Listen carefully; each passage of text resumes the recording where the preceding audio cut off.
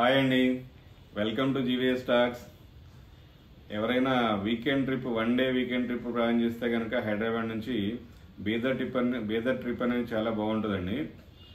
మెయిన్గా ఒక 6 places cover చేయొచ్చండి మనం. ఫస్ట్ వచ్చేసి జార్ని నరసింహస్వామి టెంపుల్ అండి. ఇది one of the biggest cave temple in the world అనమాట అండి. ఇది దట్టు మనకి గుండె లోతు నీళ్ళల్లో అనమాట. ఒక 300 మీటర్స్ లోపలికి వెళ్ళి దర్శనం చేసుకోవాలండి నరసింహస్వామిని. చాలా అంటే చాలా బాగుంది. జార్ని నరసింహస్వామి టెంపుల్కి అయితే వచ్చేసామండి. ముందు ఇక్కడ వినాయక స్వామిని దర్శనం చేసుకుని లోపలికి దర్శనానికి వెళ్తామండి. రష్ అయితే చాలా ఎక్కువగా ఉంది. టికెట్ అయితే కనుక ఇక్కడ 10 రూపీస్ ఉంటుందండి. స్పెషల్ దర్శనం అయితే కనుక 100 రూపీస్ ఉంది. రష్ ఎక్కువగా ఉందని మేమైతే 100 రూపీస్ టికెట్ తీసుకుని బయలుదేరాము. ఇలా కొండ టాప్ అనమాట అండి అది. ఈ పైప్ లైన్ వచ్చేసి లోపలికి ఎయిర్ సప్లై చేయడానికి అనమాట. లోపల ఉన్న కార్బన్ డైఆక్సైడ్ని బయటికి తీయడానికి, ఫ్రెష్ ఎయిర్ని లోపలికి వెళ్ళడానికి అని చెప్పి లోపలికి పైప్ లైన్ వేశారు. ఇది కొత్తగా డెవలప్మెంట్ అనమాట, ఇంతకుముందు ఉండేది కాదు ఇది. లోపల 300 మీటర్స్ వరకు గుండె లోతు నీళ్ళల్లో లోపలికి వెళ్ళాలి. చూపిస్తాను మీకు అది. దట్టు ఇక్కడ హార్ట్ ప్రాబ్లమ్స్ ఉన్న వాళ్ళని లోపలికి వెళ్ళడానికి ప్రిఫర్ చేయట్లేదు, అదే డిస్ప్లే చేస్తున్నారు ఇక్కడ. ఈ టెంపుల్ స్పెషాలిటీనే ఇదండి. ఇది అండర్ వాటర్ కేవ్ టెంపుల్.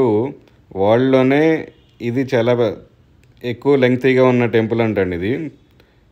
చూడండి, లోపల కూడా లైటింగ్ కూడా పెట్టారు. వాటర్ కూడా ఆల్మోస్ట్ గుండెల వరకు వచ్చినాయి. ఒక్కొక్క చోట ఎక్కువ లోతు కూడా ఉంది. కింద గ్రౌండ్ కూడా అంటే శాండ్ లాగా ఏం లేదండి, చిన్న చిన్న రాళ్ళలాగా కూడా ఉన్నాయి. కింద ఎగుడు దిగుడుగా ఉంది. చాలా ఎగ్జైటింగ్ ఉంది నాకైతే. ఆల్మోస్ట్ నా జేబులో మనీ కూడా తడిసిపోయినాయి. అంటే పాకెట్ పై వరకు కూడా వాటర్ వచ్చేసినాయి అనమాట. ఈ టెంపుల్ టైమింగ్స్ వచ్చేసి మార్నింగ్ 8 నుంచి 5 వరకు ఉంటుందండి. సాటర్డే, సండే, మండే ఇలా ఉంటుందన్నమాట. మిగిలిన వీక్ 4 డేస్ కూడా ఆఫ్టర్నూన్ 12 నుంచి 2 వరకు బ్రేక్ ఇస్తారనమాట. అంటే 8 to 12, 2 to 5 ఉంటుంది. దాన్ని బట్టి ప్లాన్ చేసుకోండి. ఇది నార్మల్గా మనకు ఒక 1.5 అవర్లో అయిపోతుందండి, రష్ తక్కువ ఉంటే కనుక. రష్ ఎక్కువ ఉంటే కనుక అది 3 to 4 అవర్స్ కూడా పడుతుంది. దాన్ని బట్టి చూసుకోండి మీరు వచ్చేటప్పుడు. మాకైతే కనుక 3 అవర్స్ పట్టింది. ఇలా 300 మీటర్స్ లోపలికి వెళ్ళాలండి మనం. లోపల నరసింహస్వామి పక్కనే శివాలయం కూడా, శివుడు కూడా ఉంటుంది అనమాట, శివలింగం కూడా ఉంటుంది ఇక్కడ. అదే స్పెషాలిటీ అండి. నెక్స్ట్ వచ్చేసి ఇంకా అన్ని డీటెయిల్స్తో, ఫుల్ డీటెయిల్స్తో దీని గురించి సెపరేట్ వీడియో కూడా చేశాను, చూడండి మన ఛానల్లో చూడండి. నెక్స్ట్ వచ్చేసి బీదర్ ఫోర్ట్ అండి. ఇది యాక్చువల్గా మన గోల్కొండ లాగానే ఇది కూడా అంత ఫేమస్ అనమాట. ఇవి రెండు కూడా ఒకలే సంబంధించినవి, తర్వాత సెపరేట్ అయ్యారన్నమాట వీళ్ళు. బీదర్ ఫోర్ట్కి అయితే వచ్చేసామండి. ఇది గుంబడ్ దర్వాజా అని చెప్పి ఇది ఒక మెయిన్ ఎంట్రన్స్ అండి. ఇది ఇంకొకటి షార్జా దర్వాజా అని చెప్పి ఉంటుంది. ఇవి రెండు మెయిన్ అనమాట. ఇలా కాకుండా ఇంకొక 5 కూడా ఉంటాయి ఎంట్రన్స్లో, అవి చిన్నగా ఉంటాయండి అవి. ఆ డోర్స్ కూడా చూడండి, ఇనుప గేట్లు ఎంత పెద్దగా ఉన్నాయో. వీటికి బాకుల్లాగా పెట్టారు, ఏనుగులు గుద్దినా కూడా పగిలిపోకుండా అనమాట. ఇది చాలా పురాతనమైన కోట అండి. ఇది 977లోనే చాళుక్యులు ఈ కోటని కట్టించారంటండి. తర్వాత దేవగిరి యాదవ రాజులు, తర్వాత వరంగల్ కాకతీయులు, ఆ తర్వాత బహమనీ సుల్తాన్లు దీన్ని ఆక్రమించుకున్నారండి. ఈ చూస్తున్నారు కదా, ఆ పైనుంచి కూడా సైనికులు ఎప్పుడు పహరా కాస్తూ ఉండేవాళ్ళంట. ఇది అయితే చాలా శత్రు దుర్భేద్యంగా ఉండేదని చెప్పని చెప్తారు. 1427లో బహమనీ రాజవంశపు సుల్తాన్లు అయిన సుల్తాన్ అలావుద్దీన్ బహమను తన రాజధాని గుల్బర్గా నుంచి బీదర్కి మార్చి ఈ కోటని మళ్ళీ రీడెవలప్ చేశాడని చెప్పని చెప్తారు. ఆ టైంలోనే మరికొన్ని మహమ్మదీయ నిర్మాణాలను కూడా చేశాడంట ఇక్కడ. ఈ బీదర్కి ఏంటంటే బీదర్ సిటీ, బీదర్ డిస్ట్రిక్ట్, బీదర్ కోట అన్నిటికీ కూడా బీదర్ పేరు అనేది ప్రత్యేకంగా ఉంటుంది ఇక్కడ. ఈ బీదర్ కోటలో మొత్తం 37 పెద్ద పెద్ద బురుజులు ఉన్నాయండి. ఇవి శత్రువుల మీద కాల్పులు జరపడానికి ఉపయోగించే మెటల్ వెల్డెడ్ ఫిరంగుల్ని ఇన్స్టాల్ చేసి పెట్టేవాళ్ళంట. అక్కడ నుంచి కాల్పులు జరిపేవాళ్ళండి.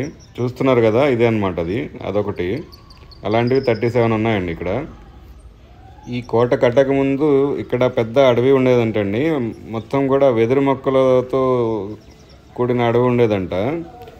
అందుకనే ఈ బీదర్ అనే పేరు కూడా ఆ వెదురు నుంచే వచ్చిందని చెప్తున్నారు ఇక్కడ. ఈ కోట చుట్టూ కూడా ట్రిపుల్ లేయర్డ్ కందకం మరియు మందపాటి లేటరైట్ రాతి గోడలతో కట్టారనమాట. ఈ కందకాల్లో చూస్తున్నారు చూడండి, ఇవి ఎంత డెప్త్లో ఉన్నాయో. ఆల్మోస్ట్ 5 floors డెప్త్ ఉంటుంది. ఇది మొత్తం వాటర్ నింపి ముసళ్ళని వదిలేవాళ్ళు అంటండి. ఇంకా ఎవరు కూడా ఇక్కడ నుంచి పైకి రాలేని పొజిషన్లో ఉండేది. ఈ కోట 1656 వరకు బారిద్ షాహీ ఆధీనంలో ఉండేదన్నమాట అండి. 1656లో ఔరంగజేబు ఫైర్ రాకెట్లతో కాల్చి మాత్రమే దీన్ని స్వాధీనం చేసుకోగలిగాడు. అంత సెక్యూర్డ్గా ఉండేదన్నమాట అండి అది.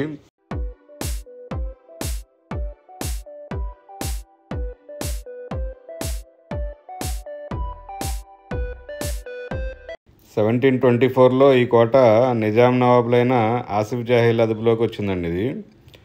తర్వాత 1715 నుంచి 1762లో ఆసిఫ్ జాహీ మూడో కుమారుడైన నవాబ్ సయీద్ మొహమ్మద్ ఖాన్ ఆయన పాలించాడు. ఆ టైంలోనే 1963లో వాళ్ళ బ్రదరే ఆయన చంపించాడంటండి. ఆ తర్వాత ఇది మొత్తం 5 ముక్కలుగా అయిపోయిందండి ఇది. అప్పుడే సెపరేట్ అయిపోయినాయి అనమాట. బీజాపూరు, గోల్కొండ, అహ్మద్నగర్, బీదర్, బీరార్ ఈ 5 ప్రాంతాలుగా సెపరేట్ అయిపోయినాయి. యాక్చువల్గా ఈయన మహమ్మదాబాద్ అని పిలిచేవాళ్ళండి బీదర్ని ఇంతకుముందు. బీదర్ పాత పేరు మహమ్మదాబాద్ అనమాట. అది వచ్చేసి ఈ మహమ్మద్ ఖాన్ పేరు మీదే వచ్చిందంటండి అది. కోట లోపలికి రావడానికి ఇది ఆల్మోస్ట్ 3వ గేట్ అండి. ఈ గేట్ కూడా దాటిన తర్వాతే రాజ్మహల్కి లోపలికి ఎంట్రీ ఉంటుంది. ఇక్కడ కూడా చూడండి ఇనుప గేట్లు ఎంత బలంగా ఉన్నాయో.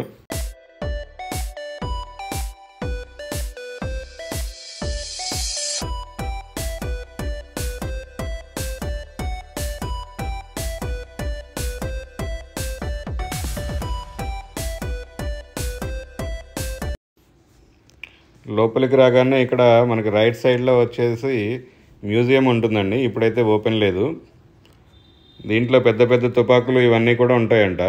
వాళ్ళు వాడిన వస్తువులు ఇవన్నీ ఉంటాయంటండి ఇక్కడ రంగీన్ మహల్, గగన్ మహల్ అని ఇట్లాంటివి ఒక 30 మహల్స్ ఉన్నాయంటండి. ఇది వచ్చేసి రంగీన్ మహల్. ఇది రంగీన్ మహల్ అంటే చాలా కలర్ఫుల్గా ఉంటుందంటండి. చాలా బాగుంటుందంట లోపల. దీనికి కూడా ఎంట్రీ లేదు. ఇది రాణిగారి కోసం కట్టించారంట రాజుగారు అప్పట్లో. దాని గురించి డిస్ప్లే కూడా చేసి ఉంది ఇక్కడ.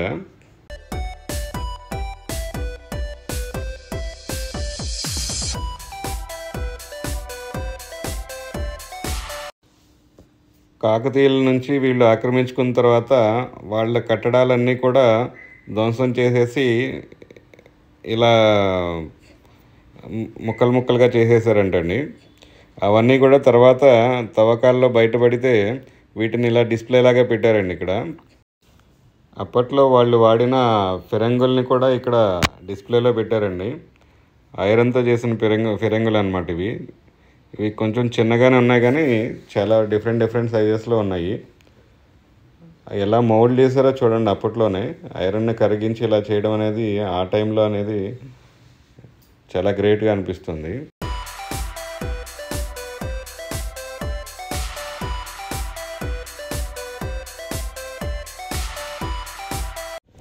ఇది కోటకి బ్యాక్ సైడ్ వస్తుందండి. ఇది కనిపించేది వచ్చేసి నాట్య మండపాలు, వంటశాలలు, మంత్రులకు సంబంధించిన రూమ్స్ ఉంటాయంటండి.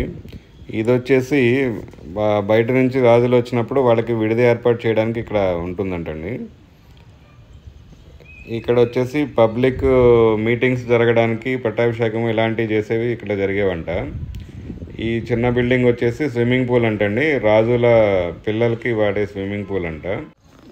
ఇప్పుడు మనకి కనిపించేది వచ్చేసి one of the oldest Islamic building and one of the largest mask in India అంటండి. ఇది 1423-24లో దీన్ని బిల్డ్ చేశారంట. దీని పేరు వచ్చేసి సోలా కంబ్ మాస్క్ అండి. ఇది ఇది దీని ప్రేయర్ హాల్లో మిడిల్ పోర్షన్లో వచ్చేసి 16 స్తంభాలు ఉంటాయంటండి. అందుకని చెప్పి దీన్ని సోలా కంబ అని చెప్పని పేరు వచ్చిందంటండి దీనికి.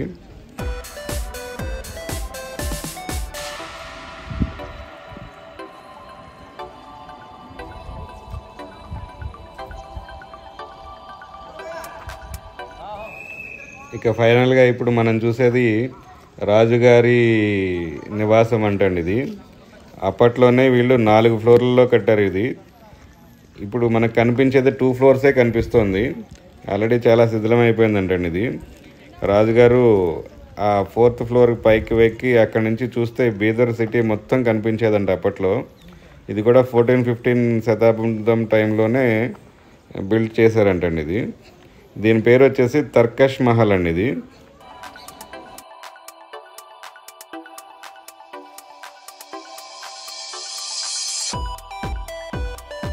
అప్పట్లో వాళ్ళు వాడిన ఫిరంగి గుళ్ళు చూడండి ఎంత పెద్దగా ఉన్నాయో. ఏదైనా కూడా మనకి ఇది మొత్తం చూడాలంటే 2 to 3 hours టైం పడుతుందండి. అలాగే ప్లాన్ చేసుకుని వస్తే బెటర్ అనమాట. ఇది ఇంకా డీటెయిల్డ్గా సెపరేట్ వీడియో కూడా చేశాను, మన ఛానల్లో ఉంటుంది, మీరు చూడవచ్చు. నెక్స్ట్ వచ్చేసి గురుద్వారా అండి. ఇది one of the 3rd biggest gurudwara in India అనమాట. చాలా అంటే చాలా బాగుంది. బీదర్ గురుద్వారాకి అయితే వచ్చేసామండి. స్టార్టింగ్ ఎంట్రన్స్ చూడండి ఎంత బాగుందో. అసలు వీళ్ళ ఆర్కిటెక్చర్ చూడండి, చాలా బాగుంటుంది అసలు ఎక్కడ చూసినా కూడా. బీదర్ రైల్వే స్టేషన్ నుంచి 2.5 కిలోమీటర్స్లో ఉంటుందండి ఇది. ఇక్కడ మనకి ఎంట్రీ ఫీజు కానీ అలాంటివి ఏమి ఉండవండి, ఛార్జెస్ ఏమి ఉండవు దీంట్లో. చాలా అంటే చాలా పెద్దగా ఉంటుంది ఇది. ఇది మనకి ఇండియాలోనే 3rd బిగ్గెస్ట్ గురుద్వారా అంటండి ఇది. ఇక్కడ నైట్ స్టే చేయాలన్నా కూడా రూమ్స్ ఉంటాయండి, ఏసీ నాన్ ఏసీ కూడా ఉంటాయంట. ఛార్జెస్ కూడా చాలా నామినల్గా తీసుకుంటారంటండి. ఇక్కడ దూరం నుంచి వచ్చి 2-3 డేస్ స్పెండ్ చేసే వాళ్ళు కూడా ఉంటారంటండి. ఇక్కడ మీరు చూస్తున్నది ఇప్పుడు ఒక ఓల్డ్ ఏజ్ హోమ్ అండి, అది కూడా మెయింటైన్ చేస్తున్నారు వీళ్ళు. ఈ పక్కన ఉన్నవన్నీ కూడా రూమ్స్ అనమాట అండి.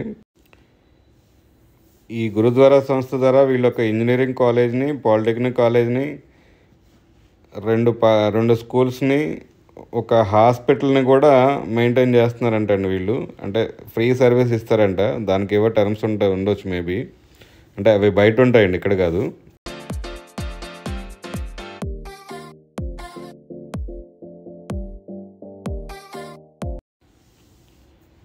ఈ గురుద్వారా నానక్ జీరా సాహిబ్ అనేది ఒక సిక్కు చారిత్రక పుణ్యక్షేత్రం అండి ఇది. దీనిని 1948లో కట్టారండి ఇది. ఇది మొదటి సిక్కు గురునానక్ దేవ్జీకి అంకితం చేయబడిందని చెప్పి చెప్తున్నారు ఇక్కడ.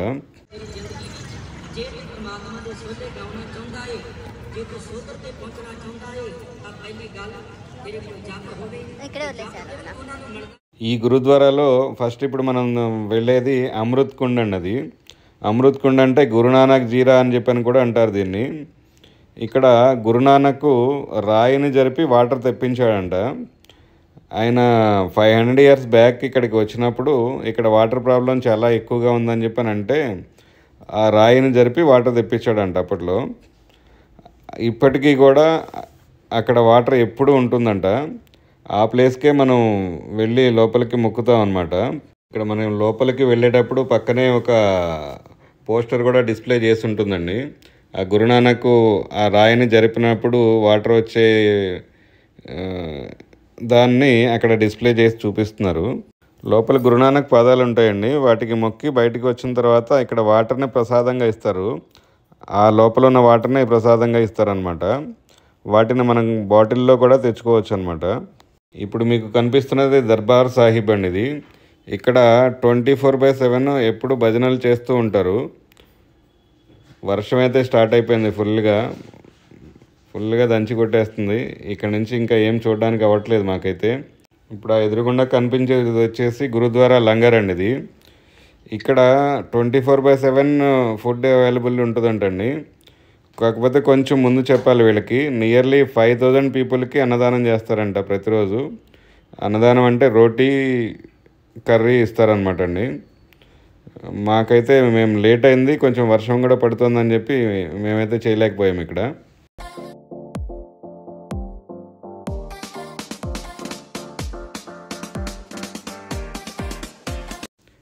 ఇక్కడ ఒక బ్యూటిఫుల్ కొలను కూడా ఉందండి. ఇక్కడ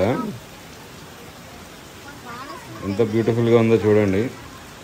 మేము దిగడానికైతే వర్షం పడుతుందని చెప్పి దిగలేదు మేమైతే. వ్యూ కూడా చూడండి, చాలా అంటే చాలా బాగుంది. అసలు ఈ గురుద్వారా మొత్తం కూడా 3 వైపులా కొండలు ఉంటాయండి, ఒకవైపునే ఎంట్రీ ఉంటుందన్నమాట. చాలా బ్యూటిఫుల్గా ఉంటుంది. డ్రోన్ లేదు కానీ నా దగ్గర డ్రోన్ ఉంటే డ్రోన్ చాలా బాగుంటుంది. దీని గురించి ఇంకా డీటెయిల్గా ఒక వీడియో కూడా చేశాను నేను, మా ఛానల్లో చూడవచ్చు మీరు అది కూడా. నెక్స్ట్ వచ్చేసి గవాన్ మద్రసా అండి.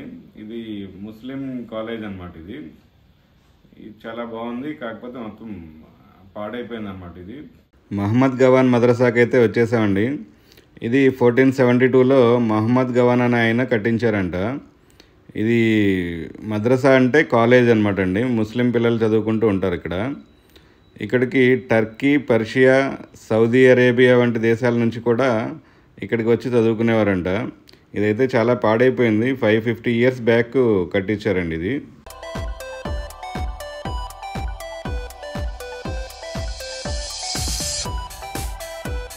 మహమ్మద్ గవాన్ పేరు మీద ఇక్కడ ఒక మీనార్ కూడా ఉందండి. ఇక్కడ దీన్ని మహమ్మద్ గవాన్ చౌక్ అని చెప్పని కూడా అంటారు ఈ ఏరియాని. నెక్స్ట్ వచ్చేసి బహమనీ టూమ్స్ అండి.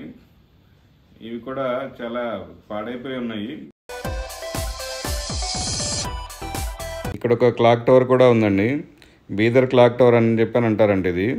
ఇది ఊరికి సెంటర్ పాయింట్లో ఉండేదంట ఇంతకుముందు. ఇది 71 feet హైట్ ఉందండి. ఒకటి సిలిండర్ షేప్లో చూడడానికి కూడా చాలా బాగుంది చూడండి.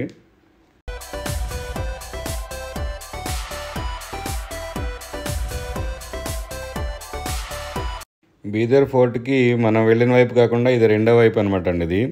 ఇది కూడా ఒక పెద్ద ఎంట్రన్స్ అనమాట. షార్జా దర్వాజా అని చెప్పని అంటారు. చూడండి ఎంత బ్యూటిఫుల్గా కట్టారు అసలు. అప్పట్లోనే చాలా హైట్లో ఉంది. ప్లస్ కర్వ్ తిరిగి ఎవరైనా అటాక్ వచ్చినా కూడా స్ట్రైట్ అవే లోపలికి వచ్చే విధంగా లేకుండా వాళ్ళ మీద అటాక్ చేయడానికి వీలయ్యే విధంగా కట్టారు చూడండి. నెక్స్ట్ వచ్చేసి మన గంగ్వార్ దగ్గర ఒక ముల్తానా అని చెప్పి అది చెప్తాను మీకు, నేమ్ చెప్తాను తర్వాత. ఇది కూడా మినీ తాజ్మహల్ లాగా ఉందన్నమాట. ఇదేంటంటే ఎప్పుడు ఓపెన్ ఉండదు, జస్ట్ బయట నుంచి చూడడమే. మనం మంత్లీ 3 days ఓపెన్ ఉంటుందంట. ఇది హజరత్ ముల్తానీ బాబా దర్గా అండి. ఇది వచ్చేసి గంగ్వార్ అనే ఊర్లో ఉంటుంది. మనకి బీదర్ నుంచి జహీరాబాద్ వచ్చే దారిలో ఉంటుందన్నమాట అండి. బీదర్ నుంచి వచ్చేటప్పుడు లెఫ్ట్ సైడ్లో ఉంటుంది. ఇది లోపలైతే కనుక మొత్తం పాలరాతితో కట్టారంటండి. చాలా అంటే చాలా బ్యూటిఫుల్గా ఉంటుందంట. కాకపోతే మనకి ఎంట్రీ అనేది ఎప్పుడూ ఉండదు. వాళ్ళు మంత్లీ 3 days ఏమో వస్తారంట ఆయన బాబా. ఆయనకి దర్శనం చేసుకోవడానికి ఆ 3 days ఓపెన్ చేస్తారంట. అది చూడండి, మీ తాజ్మహల్ షేప్లో లోపల కనిపిస్తుంది చూసారా. ఇలా 1 day వీకెండ్ ట్రిప్కి బీదర్ ఎవరైనా వెళ్ళుంటే కనుక కామెంట్ చేయండి ప్లీజ్. మరొక వీడియోతో మీ ముందుకు వస్తాను. Please like, share and subscribe my channel. Thank you.